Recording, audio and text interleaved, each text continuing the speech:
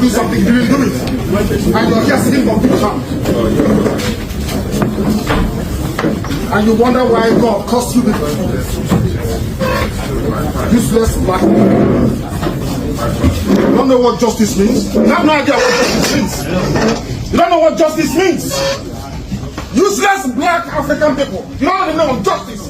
Your constitution says you cannot try anybody unless the law is written. Show me the written law. Show me the written law. I want to know the written law. Talk to me now. Show me the written law. Are you okay? Don't go close. Don't try that rubbish. Don't try it. Don't try it. Go ahead and say don't try rubbish. Don't try rubbish. Useless people. You don't know law. You don't know law. Your own constitution you don't respect. Supreme Court judgment you don't respect. Then why are we in the court of law? Why are we in the court of law, I ask? Nonsense. You think Britain can ask you to jail me and you jail me? You are dreaming. You are dreaming. I'm telling you that you are dreaming. Nonsense. So guys, this is really what actually happened in court today. It was really an intense moment. Now, for the avoidance of doubt, for people who do not understand what Nnamdi Kanu was actually saying or why he's angry, James Omotosho has actually given a final date to give his final verdict, being the 20th of November, being this particular month. And people are shocked that he actually threw away what Nnamdi Kanu was saying. Now, Section 36 of the 1999 Constitution as amended said that a person, look at your screen. This is the Constitution of the Federal Republic of Nigeria. That a person shall not be convicted of a criminal offense unless that offense is defined and the penalty, therefore, is prescribed in a written law. That a person cannot be convicted of criminal offense unless that particular offense is written and in the Constitution and the penalty is equally written. Now, in the Constitution of the Nigeria 1999 as amended, there is no written law of the charge that they actually are putting against Nnamdi Kanu. The charge that they are actually putting is repealed, and what it means being repealed means it's outdated. This was the charge or a law that was amended even after 2013.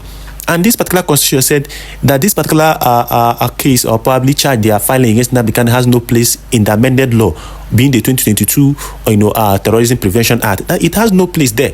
That this particular law is now outdated. That even the new law state that the only time you can charge someone for terrorism is only when you catch the person with objects of terrorism, or probably when the person participated in an act of terrorism. And this is what Nnamdi Kanu is actually arguing about. And another funny thing actually happened in court today. Remember that there is procedural approaches to certain things in court. That after the prosecution brings their defense and after the accused brings his defense, the two parties will write a written address. It's called final written address. Then Justice James Omotosho will look at the argument and give his final judgment. But on this case, he refused to collect the final written address of both Nnamdi Kanu and even the federal government, and went ahead to actually give a date to pronounce his final verdict. And this is quite shocking. It has never happened in the history of this particular country whereby a judge jumps over the final written addresses of both parties and goes over to give a final judgment. It is an abracadabra. It is an aberration from the procedural from the judicial procedure, especially in cases like this. And people are asking, what is actually going on in this particular country? What is actually going on? And why is Nnamdi Kanu's case like this? Why are they treating and probably handling this particular man's case like this? Is it because he's an Igbo man? Nnamdi Kanu went ahead to argue about his extraordinary rendition in court today. And Justice James Omotosho just blocked his 2 ears. Nnamdi Kanu challenged him in court. Nnamdi Kanu told him, for over how many hours in court today, Nnamdi Kanu was asking them the same question, asking James Omotosho and the federal government. He gave all of them the Constitution of the Federal Republic of Nigeria and asked them, as legal luminaries that you people are, if you can show me anywhere in the Constitution or in this particular Constitution you are holding where it is written or the charge you people are bringing against me is written, I am going to enter my defense. I'm going to even submit to you people and ask you people to give your final verdict on me.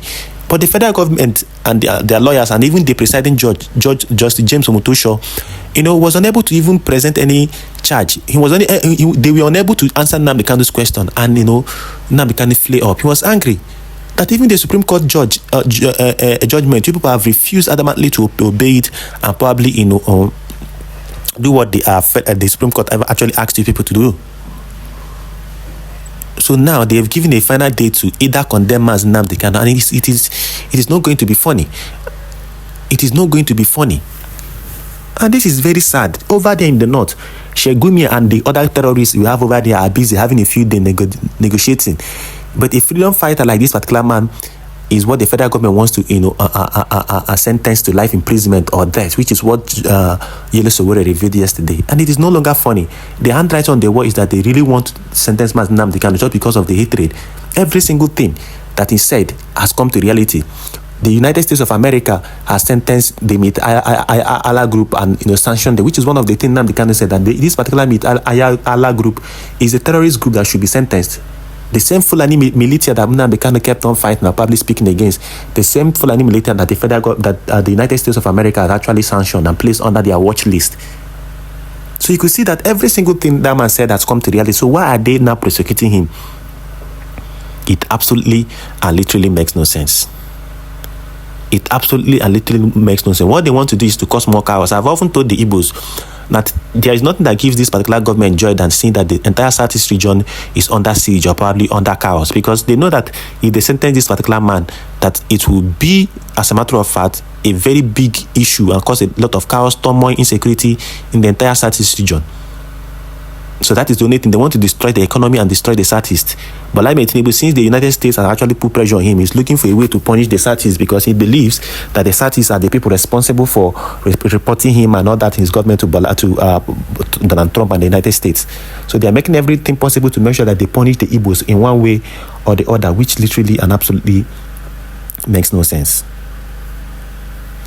Which literally and absolutely makes no sense. But like Tinubu, write your name in golden books and in good books. I've often said it here that the people that actually arrested or illegally arrested Nnamdi Kanu are the Northerners and the Fulani Kabas whom he was actually exposing their secrets. The same way that the United States and the congressmen are actually exposing their secrets. It's the same way Nnamdi Kanu, exposed the Northerners and the Fulanis and their military group, and they decided to jail him because he was exposing them. So Bola Tinubu should know that this isn't his own battle. But Tinubu should know that this isn't his own battle. A man was illegally renditioned. And the funny thing is that these judges do not want to address what the Constitution speaks about extraordinary renditioning. If you illegally rendition someone, if you illegally bring someone from another country, even the Constitution of Nigeria frowns at it, and the Constitution clearly stipulates that it's tantamount to an act of terrorism. And for that reason, you have no single right to even detain or try someone that you illegally renditioned back to the country. It's a very simple logic. It's a very simple logic that you don't have any right to try. You don't have any right to try nor detain. You don't even have the right to detain him. That all the judicial procedure you will do on top of that particular person is tantamount to nothing, because that person remains a kidnapped victim. Nnamdi Kanu remains a kidnapped victim. And where on earth is a kidnapped victim being tried? Where on earth is a kidnapped victim being tried? You can't try a kidnapped victim. I've often said it a countless number of times that the first and the most important thing for anybody to do is to release a kidnapped victim. So Nnamdi Kanu remains a kidnapped victim unless you people release him. That's the only time you can release him and return him back to where you abducted him from. You can release him and return him where you abducted him from. Then we can start talking about renditioning, if you want to rendition him, if that will be possible. But not now. He remains a kidnapped victim. So you must actually accord him that particular respect and return him. You are violating his right. The UN Charter on this now recommended that Nnamdi Kanu is being released. But the federal government of Nigeria has, been so stubborn, and they don't want to even, listen to advice that people are actually giving them. Tell me, all the groups that Nnamdi Kanu have kept on mentioning, the Meet Allah group, the Fulani militias, are these people, Gumi and co, are these people not the same thing that the United States of America is saying, that these Islamic fundamentalists are growing the country and the federal government is keeping short, which is the same thing Nnamdi Kanu said, we don't want these people to actually, come down to the south, since the federal government has refused to place a ban on open grazing. And this is the opportunity these Fulani militia and these Fulani herdsmen used to travel across states to cause mayhem in other states in the country and take over people's communities and lands and farms. Nnamdi Kanu kept on crying, place a ban on open grazing. But the government refused adamantly, despite seeing the killings and what's actually going on. They refused to place a permanent ban on open grazing. To tell you that it's an intentional act to spread terrorism and to spread Islam, or probably Islamize the country, because these people work together with their religion. That is why they start communities and implement their religion in those communities, which is basically and literally the truth. Well, he has fixed November 20th. We'll see what will happen from now to that particular November 20th, if there will be latest development, because in normal judicial process, a judge must actually attend to some pending cases or issues before giving a final date to give a final verdict, because before you give a final verdict, you must have considered every single thing. But Justice James Omotosho don't want to consider every single thing. Rather, he wants to do the bidding of those who has actually sent him to condemn and sentence Nnamdi Kanu, which is basically and literally the truth. This absolutely and literally makes no sense. It absolutely and literally makes no sense. In any regard, it doesn't. It doesn't make any single iota of sense that Bola Ahmed Tinubu wants to sentence Nnamdi Kanu and condemn him just because this particular man has kept on exposing the truth and the rascality of this particular government and what is actually going on in the country.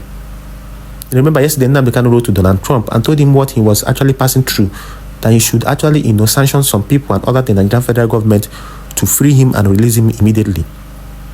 It makes no sense that they're holding him. He revealed how he was being attacked and how his fundamental right has been violated and how he was illegally extradited back to the country.